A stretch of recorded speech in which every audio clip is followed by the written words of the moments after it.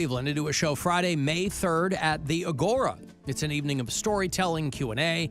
They're going to screen Ferris Bueller's Day Off. Of course, he was in that. He was in Speed. People were reminding me he was in Twister. We were talking about that earlier. And he was in Spin City back in the day. Most recently, he was in Succession.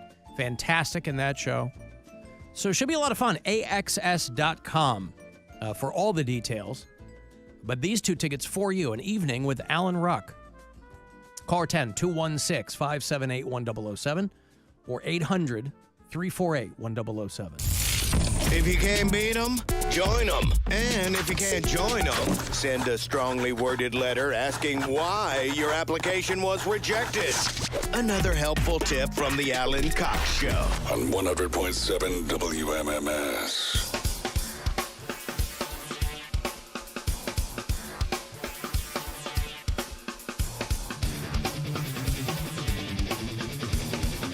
More money for you here, about 6 or 7 minutes. Listen for those keywords. From the Buzzard Bookie. Each and every one of them come with $1,000 that you can do with whatever you want. So 4:30 and then 5:30 will be the last one today, and we'll start it all over again tomorrow morning with RMG. You get about a baker's dozen every day, 12 or 13 keywords to get you in there. Guardians are wrapping up that series at Fenway against the Boston Red Sox. Red Sox got one over on them last night, 2-0. But the final today, 5-4, Cleveland over Boston. That puts the Guardians at 13-6. Very impressive.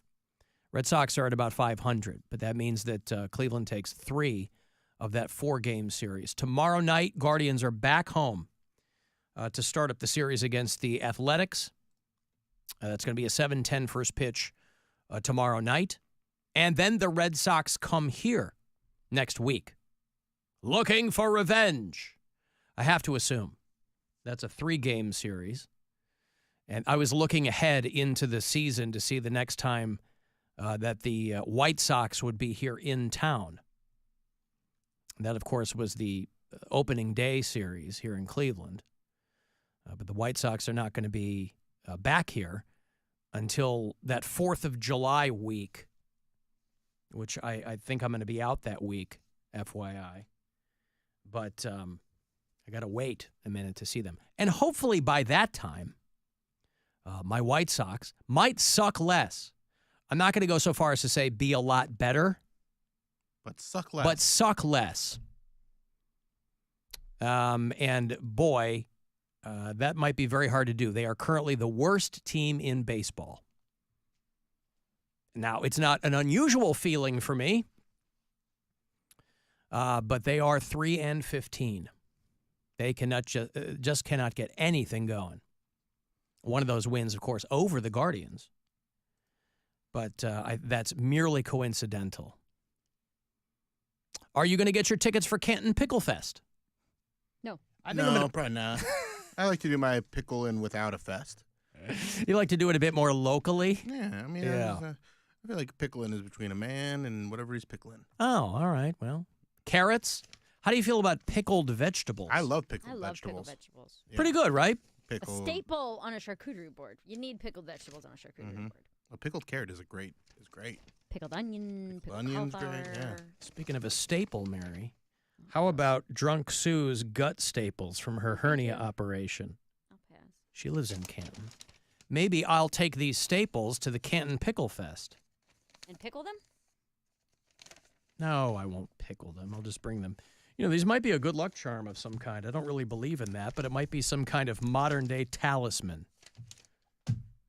And by the way, I mentioned it before, and I pickle for a nickel. I feel like it was my offer was poo-pooed, but the offer still stands. I'll turn each one of these staples into little lockets for each one of us if you want. I do not want that. You don't. I am making it as clear as I can that I do not want that. So those happy pills aren't lock really working, are they? You're really salty about these staples. No. All right. I just don't want someone else's body staples on my neck. You don't want a potential biohazard that's been mailed to me okay. Also, she lied. I just Oh. don't They have any asked- faith in your locket making ability. No, I'm not going to make them. I would have okay. them made by a professional. Yeah, do that. I'll take one. I would have them made by a professional, someone who. But it's got to be I'll find a smith. pure gold. Yep, And 28 karat. yeah, there we go. All right, I'll take one. plated, not pure. Plated. No. I said pure. Oh, pure. You think, Mary, that she lied to me? Not to you, that to the post office. Oh. Because they ask you, like, is there anything? Not when you're No, that's if you're Hazardous shipping a fire. package. This came in an envelope. Yeah. With a Oh, so there's handwritten different letter. rules for an envelope? Yeah, you put just hair and- you put a stamp on this. You just drop it in a Yeah, box. they don't ask you what you're Okay. mailing if Yeah. you're just putting a stamp in it. The dude that works at my local post office branch, nice kid. He's always in there. I don't think he's been there for very long. But there's not much going on there in the morning, and so I'll have an opportunity to maybe chat with him a little bit if I'm sending a package or something. And but you walk in, and he's on his phone. He's always on his phone, and you'll stand there for a minute before he looks up, and then proceeds to begin the transaction. So I've seen, older people go in there and get very prickly at this. And I think that's funny to watch. Because I'll let them go in front of me. Even if I'm there first, if I see somebody old come in, I'll let them go in front of me. I'll go, I'm in no hurry. It's fine.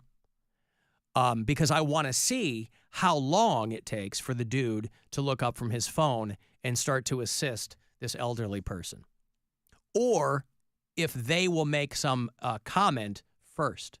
It's like a little mental race to see how this plays out. And more often than not, them saying something will begin the transaction. Yeah. And that's the fun part. I go, ooh, now, I'm not talking 5 minutes, obviously. I'm talking, a span of maybe 30, 45 seconds. But a lot can happen in 45 seconds. That's what I used to tell my girlfriends. So those Canton Pickle Fest tickets, I think they're on sale for people who are really down with all the pickle-themed things. And that's mid-June.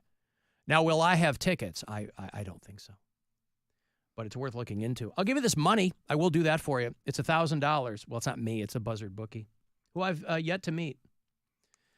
Kind of operating in the shadows. $1,000 for you from the Buzzard bookie. Second to last chance to win today. So listen closely, and I hope you do. Good luck.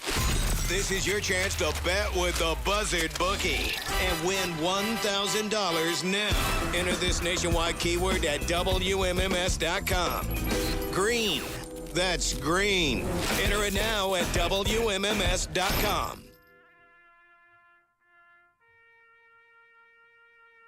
This has been a tough week. We had a couple of Dickies. We had Dickie Barrett here on Tuesday. Dickie Betts died today. And now the world's oldest living conjoined twins have died. These two were joined at the eye.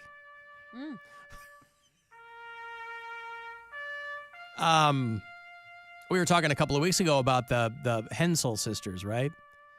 The girls that had the TLC show.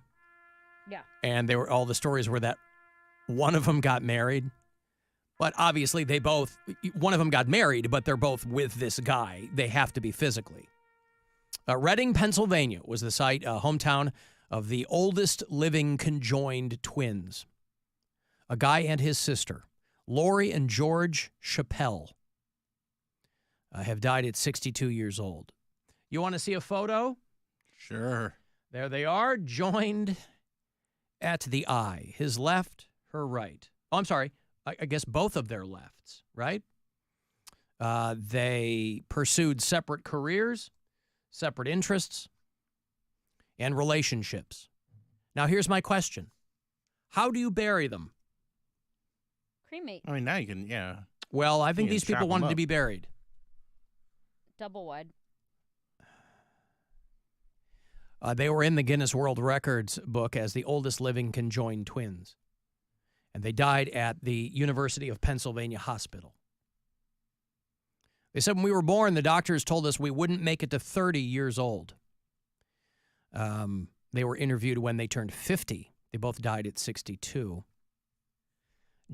Now here's an extra wrinkle. This is George and Lori Chappelle, okay? Conjoined twins. In 2007, George came out as transgender.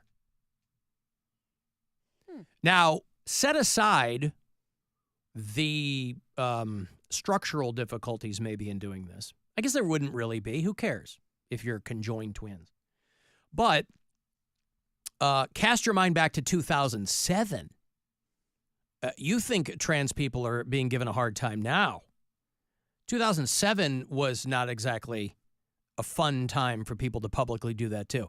In Reading, Pennsylvania. So this guy really wanted to set himself apart. They had two distinct brains, but they were joined at the skull.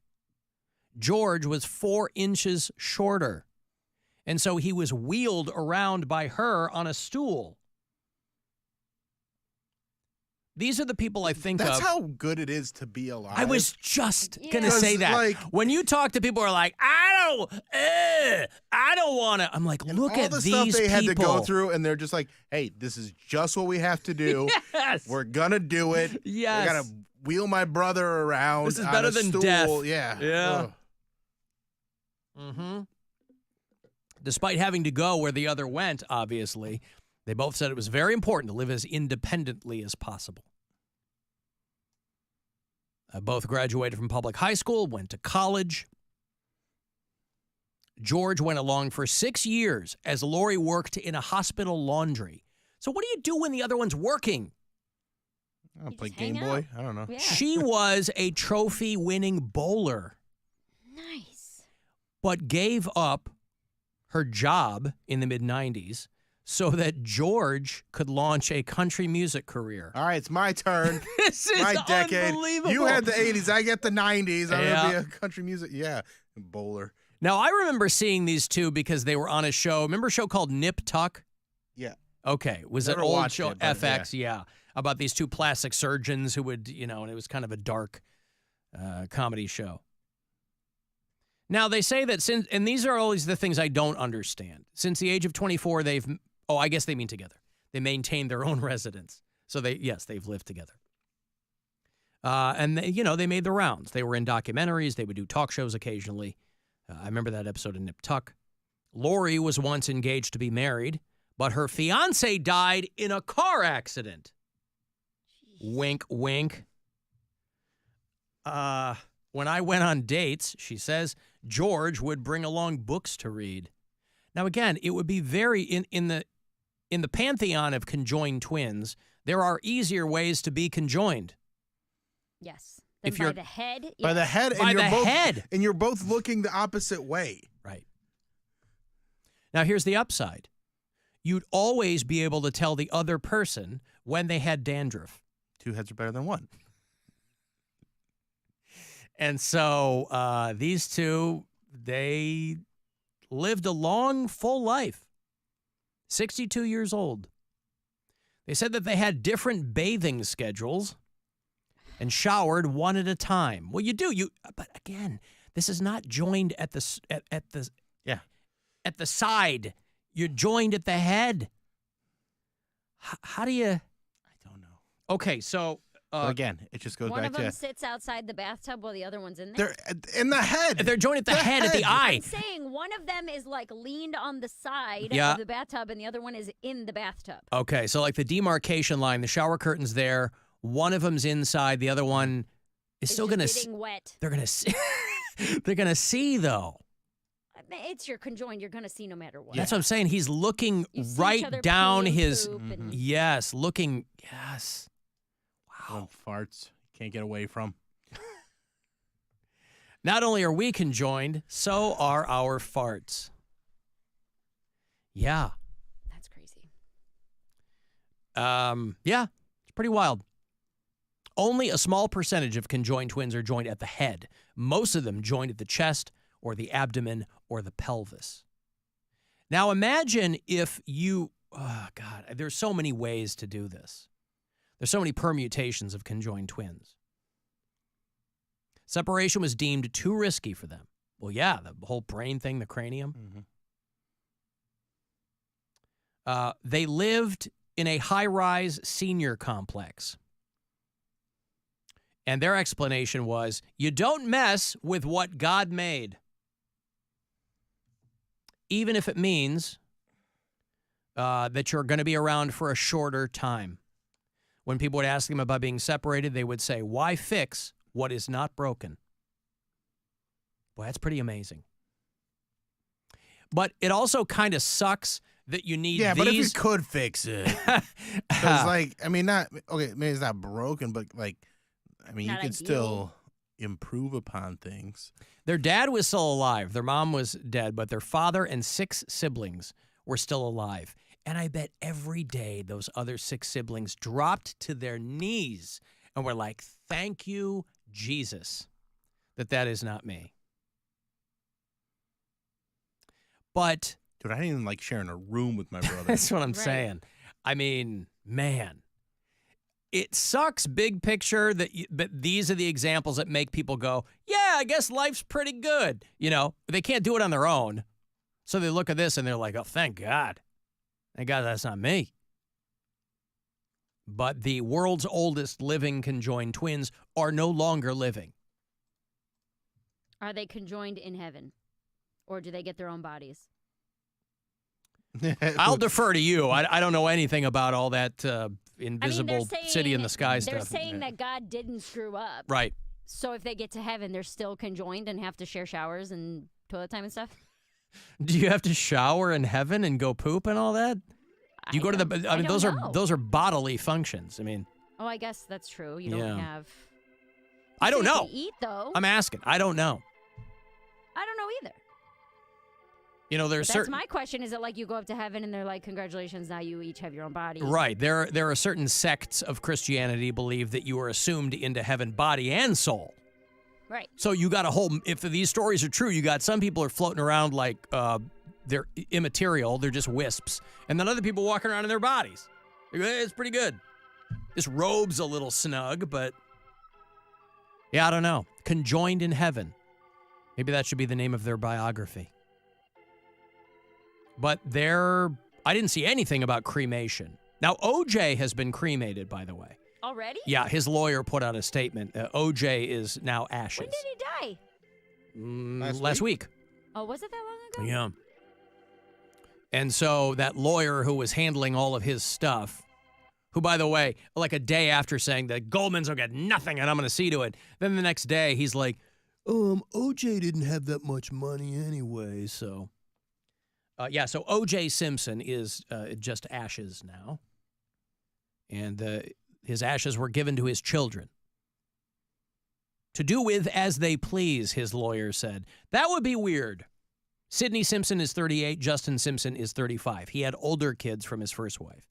But his 2 kids with Nicole Brown Simpson. What do you give the kids whose dad killed their mom? Here's some ashes. Yeah, I don't know. What do you do? Because I don't think that those kids have acrimony toward him. I think they either disassociated from the whole thing or never, ever believed that their dad killed their mom. I think those kids were fully on board with him the whole time. You kind of have to be, right? I mean, they were 8 and 5 when she died, right? You're young and it's your dad. Yeah. You know what I mean? Yeah. It's kind of you versus the world. Yeah. Well, that's certainly how he portrayed it. But yeah, OJ is, I don't know what they're going to do with him. Have his ashes pressed into a knife and then leave that at a different murder scene. You guys know how much DNA we pulled off You know this if there's knife? any murder scenes? Yeah, I'm just saying.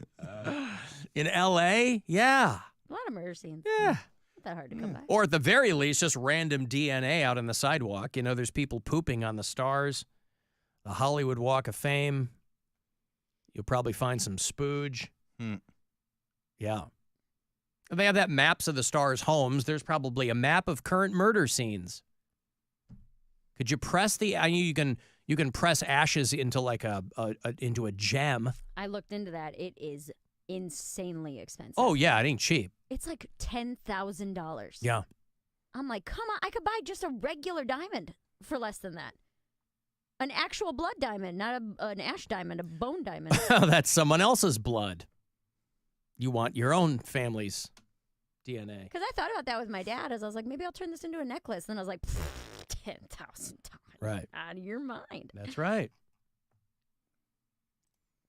Well, it's Dustin. I gave Mary some money to get that diamond made out of her dad. I don't know where all the money went. It only cost her $10,000.